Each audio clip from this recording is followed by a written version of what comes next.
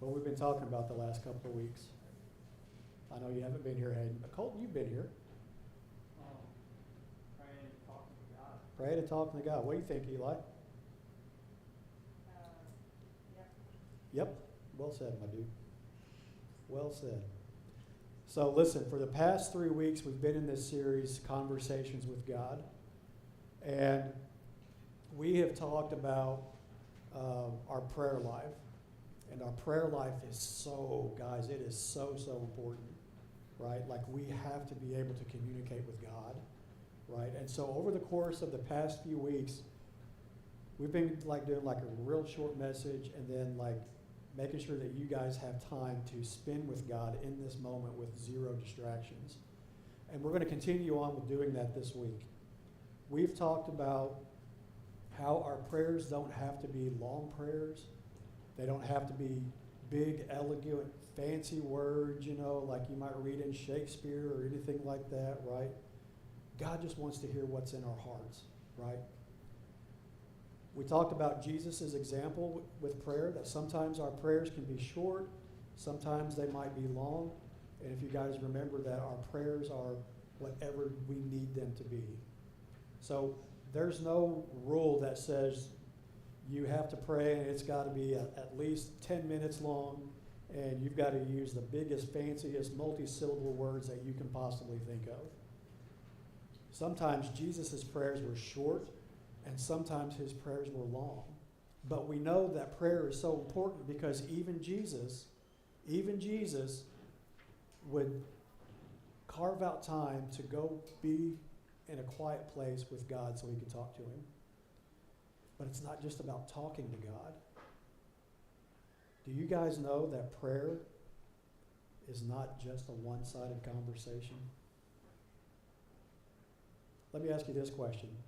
Have you ever been talking with like one of your friends or something and like they're telling you, like they might be just talking like 1,000 words a minute, right? And they're bringing up some stuff and you've got some really good answers or you might have some really solid advice or maybe you know the answer to a question, but they won't be quiet long enough for you to talk. Yeah? And I'll admit, like sometimes I'm that guy. I'm the guy that just won't shut up. I mean, I preach. I mean, it just comes natural, right? But even with our prayers, it's not always just about telling God, hey, here's what I need, here's what I want, here's what I'm feeling, here it is, deal with it, we'll catch you later.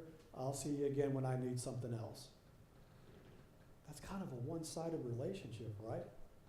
It's like, hey, I'll call on you when I need you, but otherwise I'm good. I mean, that's basically what we do, right? But we want to have these moments with God, but sometimes we don't take enough time to actually listen for God. Like sometimes we wonder about the shape that we get into when we're struggling so much and we're asking that for God to just speak to us. And we might cry out to God, God, just speak to me, but we don't give him time. Here's what I need, here's what I want, I'll catch you later. We have to give God a chance to respond to our prayers. Why is it so important for us to make sure that we listen for God's voice? How many of you guys have ever like been in a place where you're like, I really need guidance? I really need guidance. God, here's what I need. I need you to help me out here. But did we stop and say, I'm going to be quiet, I'm going to give you time to answer? Sometimes we get caught, we pray and go, right? But here's what Jeremiah 33:3 says.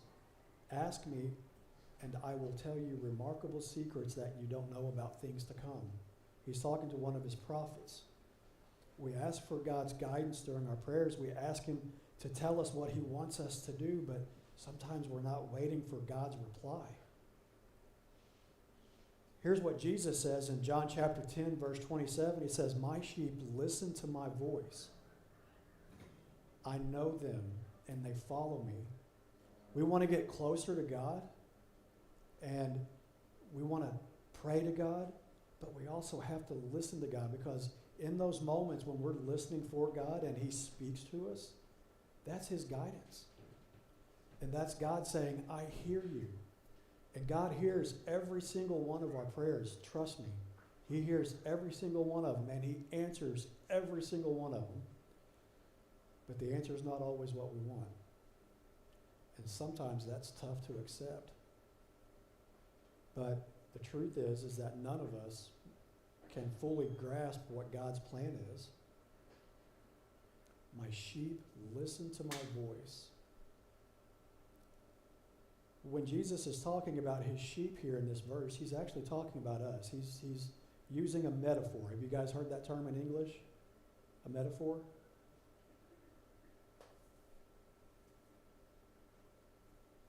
Everybody get like laryngitis? Okay. You guys are awake. Good. Okay. All right. We want to be close to God. We want to draw near to God. God wants to draw near to us. But are we giving God time? Revelation 3:20. Earlier we talked about how God is waiting for us to take his hand. Listen to what this verse says. Revelation 3:20. It says, look, I stand at the door and knock. What's the next sentence? If you hear my voice, and open the door, I will come in and we will share a meal together as friends. You see how important it is for us to listen? And so tonight as we go into prayer, I want you guys to do a couple of things. I want you to pray honestly. You're not trying to meet a standard about prayer. You're not trying to pray to impress God by, ooh, look at how long I prayed, or here's the, just be honest about what's going on with you, honest about your needs, about what you're thankful for. We talked about that last week too. Not only is it important for us to tell God what we need, but we also need to thank him for what he has done, for what he is doing, and for the things that he's going to do in our future, right? But tell God what's on your heart. And I encourage you all to write your prayers in your journals. That's why we have these. And so the journals, you can write your name in them, right? They've been in the office. Nobody's messed with them because I arrange them in such a place where if I look at them, I know where somebody's moved them or touched them, and nobody has touched them. I don't read them. Jordan or Nikki or Marcus or Josh don't read them. It's not our business. Those are for you guys. The reason why we want you guys to leave those here is so you don't have to worry about keeping up with something else. You got school, you got books, you got Chromebooks, you got all this stuff you got to keep up with. It's one less thing, right? So write your prayers in your journal. When you are finished with your prayers, I want you to stay in that moment of stillness with God. Don't worry about what's going on here. Don't worry about what's going on at home or at school or with relationships or all that stuff that I talked about. And I want you to focus on God. And after your prayer, I want you to give God time to speak to you. You can say, God, speak to me. We often think that when God speaks to us, it's going to be through this big dramatic event, right? Like there's going to be great thunder from the heavens and God's voice is going to rain down and he's going to speak to you like this. God can. I'm not saying that he doesn't. But I want you to listen to this. Check this out in 1 Kings chapter 19, verses 11 and 12. God again is speaking to one of his prophets, and he says, go out and stand before me on the mountain, the Lord told him. And as Elijah stood there, the Lord passed by. A mighty windstorm hit the mountain. It was such a terrible blast that the rocks were torn loose. But the Lord was not in the wind. After the wind, there was an earthquake. But the Lord was not in the earthquake. And after the earthquake, there was a fire. But the Lord was not in the fire. And after the fire, there was the sound of a gentle whisper. A gentle whisper. God can speak to us any way he chooses. I'm telling you guys, if you're waiting for a big dramatic moment to hear from God where it's thunder and it's earthquake and God is speaking directly to you, if you're waiting for that type of moment, you're going to miss something. You're going to miss it. God doesn't want to shout at you. He doesn't want to shout at you over everything that's going on in your life, but he wants to whisper to your heart. He wants to whisper to your heart. One of the most questions I hear a lot all the time is, how do you know if it's God's voice? I think we talked about this a couple weeks ago. But if it's God's voice, you're going to know because it's going to speak love, it's going to speak truth, it's going to speak peace. And whatever God speaks, it's going to line up with his word. And God is never going to ask you to do anything that goes against what's in this book.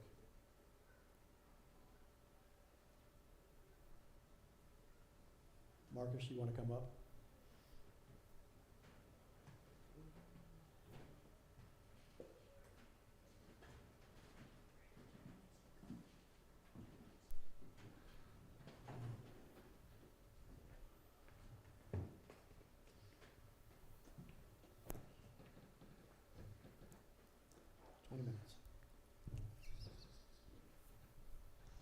Good evening. Good evening, Marcus. So, for the past few weeks, Nikki and Jordan and Josh have talked to you guys about how they pray. And tonight I'm going to, about how I pray. So, I'm kind of like Josh. I find it easiest to do it early in the morning. It's not always this great big prayer, but just whenever I first wake up or, driving on my way to work, whenever I'm not busy trying to do something else. And, like he said, it is a two-way conversation, but it's not always this great big prayer, this great big speech, like sometimes my prayer is just God. Because he already knows. Sometimes the thing I'm going to pray about, something I've already prayed about several times before, or sometimes I just don't have the words, but I know that he knows. And that's all I need to say, and that name does have power, and whenever I do that, even just that simple word, I feel better. I feel more at peace, calm, relaxed, And I think it's a very important part because I try to do it more often, but a lot of times it's just when I'm driving or,